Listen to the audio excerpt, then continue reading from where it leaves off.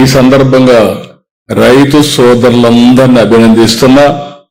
ఆంధ్రప్రదేశ్లో ఇండస్ట్రీ కావాలంటే రైతులు సహకారం అమోఘం.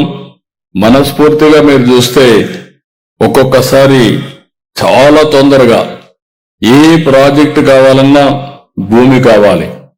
చాలా రాష్ట్రాల్లో ఇవ్వలేకపోతున్నారు. ఈ రాష్ట్రంలో మాత్రం ఎలాంటి ఇబ్బంది లేకుండా రైతులు పూర్తిగా సహకరించారు. వాళ్ళందరికీ మనస్ఫూర్తిగా మరొక్కసారి అభినందిస్తున్నా, ధన్యవాదాలు తెలియజేస్తున్నా. నేను మొదటి నుంచి కూడా ఒకటే ఆలోచిస్తున్నా, ఎవరైనా భూమి ఇచ్చినప్పుడు ఆ రైతుకు కూడా న్యాయం చేయాలి. అప్పుడే వాళ్ళు ముందుకు వచ్చే పరిస్థితి వస్తుంది. అలాంటి సిద్ధాంతాన్ని మనం ముందుకు పోతున్నాం. ఈరోజు మీరు చూస్తే మన అమరావతి రాజధానికి 33,000 ఎకరాలు భూమి ల్యాండ్ పూలింగ్ కింద ఇచ్చిన ఏకైక ప్రయోగం భారతదేశంలో, ప్రపంచంలో కూడా ఎక్కడా జరిగి ఉండదు. అలాంటిది ఇక్కడ జరిగింది.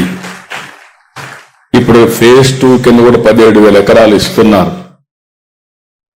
దానివల్ల మీరు చూస్తే భూమి ఇచ్చిన రైతులు నష్టపోవడం లేదు, అభివృద్ధి చాలా బాగా జరిగే పరిస్థితి వస్తా ఉంది.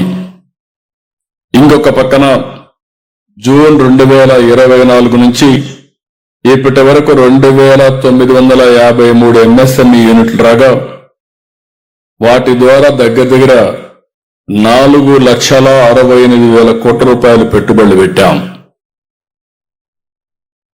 ప్రైవేట్ ఎంఎస్ఎంఈ పార్కుల ఏర్పాటుకు ఎవరైనా రైతులు ముందుకొస్తే, ప్రైవేట్ వ్యక్తులు ముందుకొస్తే వారికి కూడా ఇన్సెంటివ్స్ ఇస్తాం. అవన్నీ కూడా మీరు గుర్తుపెట్టుకోవాల్సిన అవసరం ఉంది.